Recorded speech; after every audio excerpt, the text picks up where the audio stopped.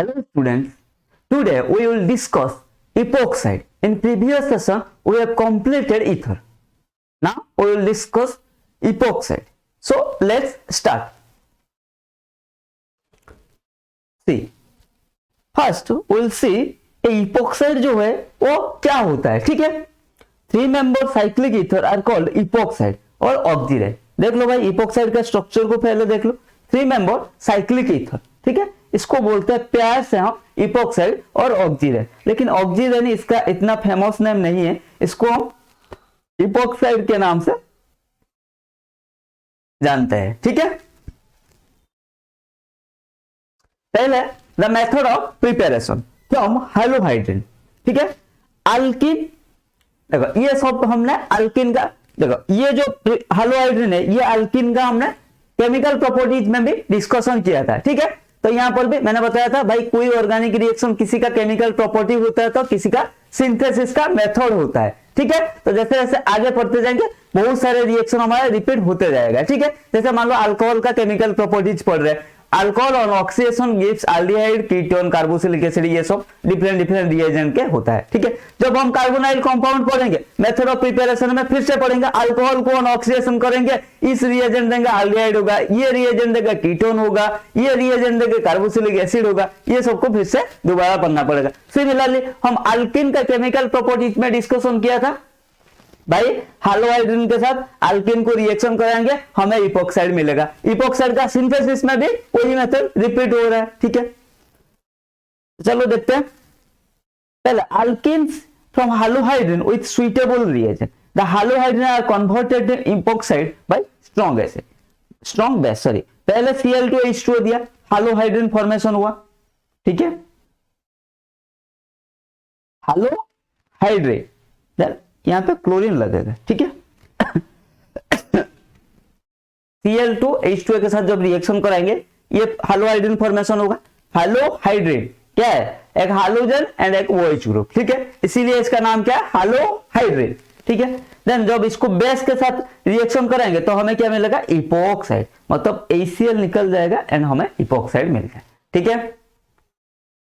तो alkene on reaction with hydrogen water gives हाइड्रोहाइड्रिन which on reaction with strong base gives epoxide.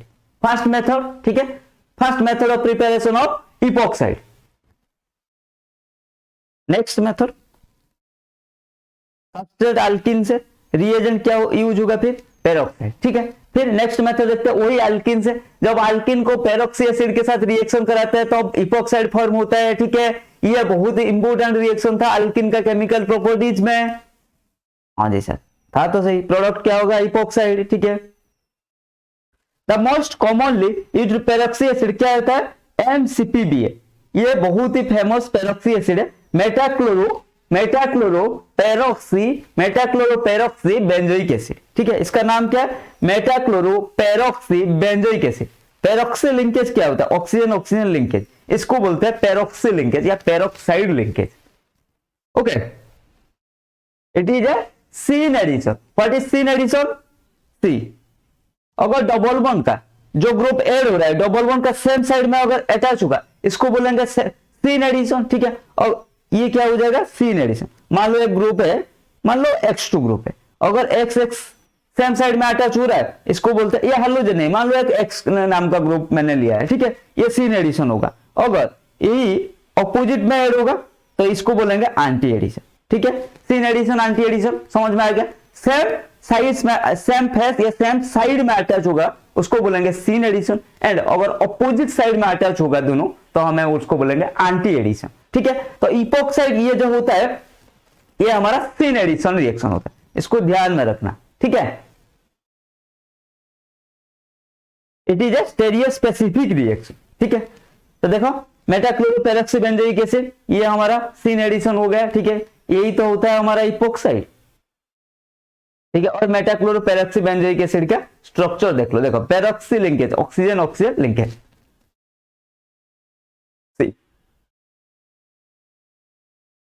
Let's move the epoxide.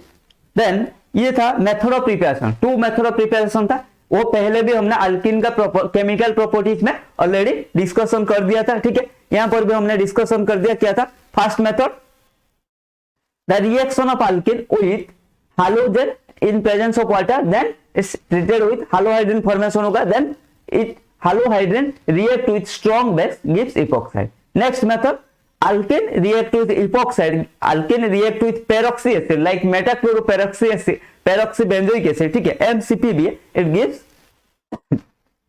epoxide, ठीक है, and it is a chain addition and stereospecific reaction. Okay, now let's move to the chemical property, or we can say reaction of epoxides.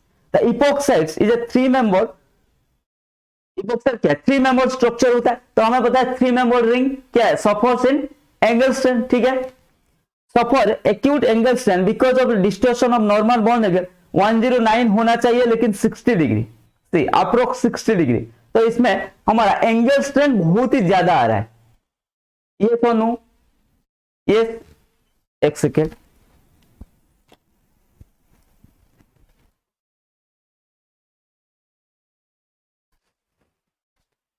see, so in see, epoxide is suffered in a angle stand, that's why it is unstable, and we know more is the unstable of the compound, more is the reactivity, ठीक है, unstable compound react faster क्योंकि वो stable है, उनको stability चाहिए, अगर reaction करके उनको स्टेबिलिटी मिल रहा है तो वो क्या करेंगे, फास्टर रिएक्ट कर जाएंगे, ठीक है, ओपनिंग ऑफ, इसीलिए ये जो देखो ये जब रिंग में रहता है इस suffered in A angle stand, that's why it is unstable, yes और नो, यस, सो ये अनस्टेबल है, तो ये हमारा रिंग ओपनिंग के लिए तड़प रहा है, ठीक है, मतलब ये रिंग ओपनिंग रिएक्शन बहुत ही फास्टर दिखाएगा, ठीक है, क्योंकि उसको स्ट्रेन में है ना, वो जल्दी चाहेगा मैं थोड़ा फ्री हो जाऊं, ठीक है, opening of ethylene oxide or we can say epoxide ring releases strain of the molecule and provide a driving force for the reaction, that's why ring opening of epoxide is faster reaction, ठीक है, इसका rate of reaction faster होता है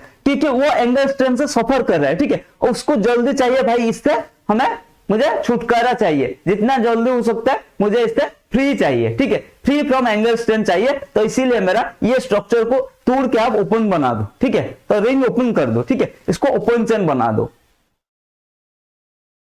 See the mechanism of acid catalyzed reaction. This reaction is always SN2 reaction. Okay. See step 1, ये SN2 reaction है, first one क्या होगा, देखो फर्स्ट मेथड में प्रोटोनेशन होगा, ठीक है, ये H+ को अटैक किया, फर्स्ट में प्रोटोनेशन हो गया, ठीक है, देख लो भाई, the oxygen of epoxide will attack to the H+ and it will be protonated, right? This is the step 1. Then next step, nucleophile will attack, then next step nucleophile will attack and the ring will open. आपको कैसे पता चला कहां nucleophile attack किया, discussion करेंगे, पहले second method देख लो, first method, sorry first step, the oxygen of epoxide will attack to the H+ and it will protonated, then in next step nucleophile will attack to the epoxide carbon and ring will open. Okay, note, अब देखते हैं ring जो open हुआ भाई, ये इधर भी तो अटैक कर सकता है, इधर क्यों अटैक किया, ठीक है, उसको देखते हैं क्या है, इन presence of acid nucleophile attack on more hinder carbon, तो इन प्रेजेंस ऑफ एसिड, अगर reaction in presence of acid हो रहा है, ठीक है, तो हमारा जो न्यूक्लियोफाइल आएगा it will attack on more hinder carbon, see here ये रिएक्शन जो था ये हमने एसिड का प्रेजेंस में किया था, क्योंकि पहले H+ आ रहा था, H+ आके प्रोटोनेट हुआ, तो एसिड के प्रेजेंस में ये रिएक्शन हुआ, so in presence of acid the ring opening of nucleophile, in case of ring opening of epoxide nucleophile will attack to the more hinder carbon atom, इसको attack करेगा, क्यों attack करेगा, देखो इसका जब ट्रांजिशन स्टेट फॉर्म होगा इसमें हमारा पार्शियल पॉजिटिव चार्ज आएगा, ठीक है, तो इसका ट्रांजिशन स्टेट में हमारा जो ये कार्बन के ऊपर जिस साइड से उत्पन्न होगा उस कार्बन के ऊपर पार्शियल पॉजिटिव चार्ज आएगा, एंड हमें पता है कार्बोकैटायन में जितना अल्काइल ग्रुप, जितना ज्यादा अल्काइल ग्रुप लगेगा वो क्या होगा, उतना स्टेबल होगा, इसीलिए मोर हिंडर साइड हमारा मोर हिंडर साइड को ये अटैक करता है, ठीक है। तो इन प्रेजेंस ऑफ एसिड ये पार्शियल पॉजिटिव कैरेक्टर होगा, इसीलिए हमारा मोर हिंडर साइड को न्यूक्लियोफाइल अटैक करेगा इन presence of acid. So the ring opening of epoxide in the presence of acid is SN2 reaction, and in this reaction nucleophile will attack to that carbon atom which is more hindered. This is because a partial positive charge is developed in transition state on that carbon atom. Okay.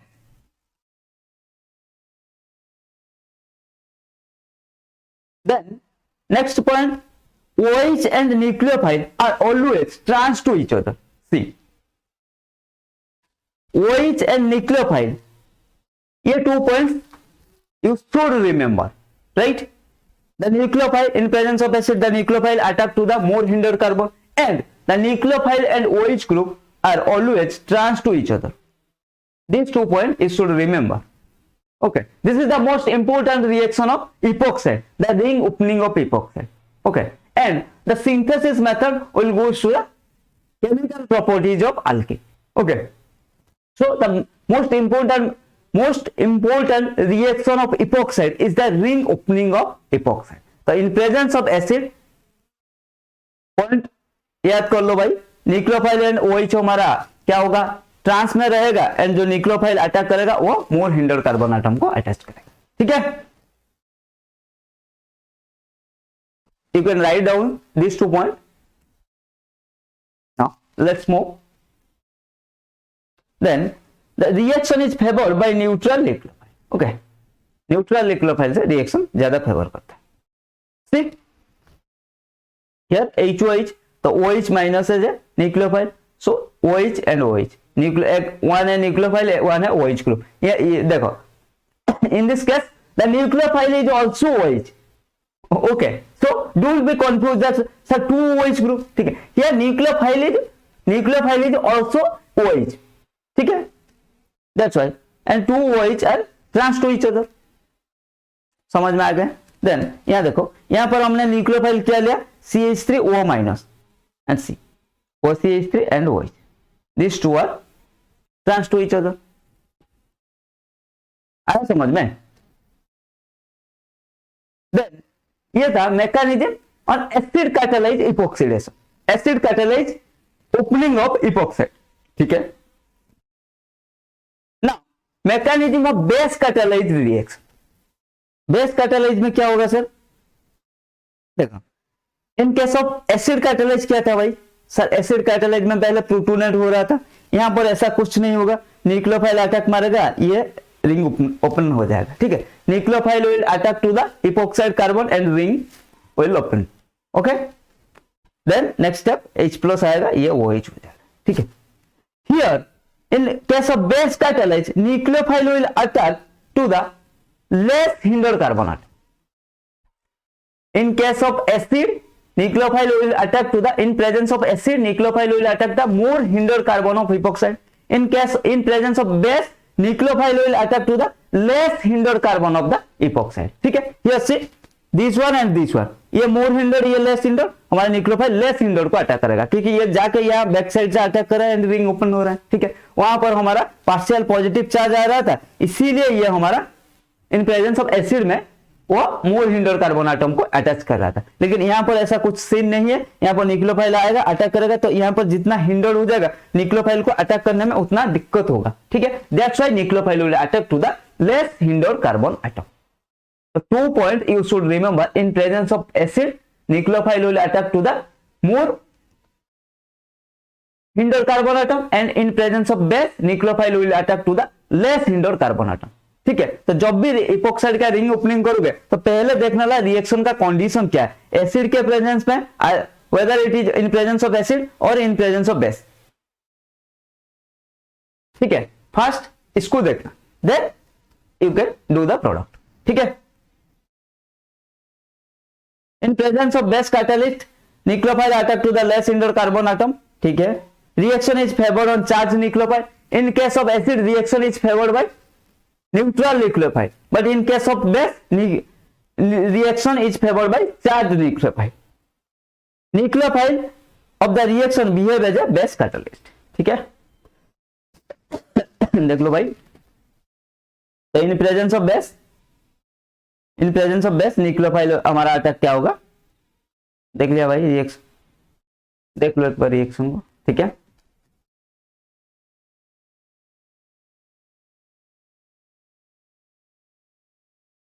तो बस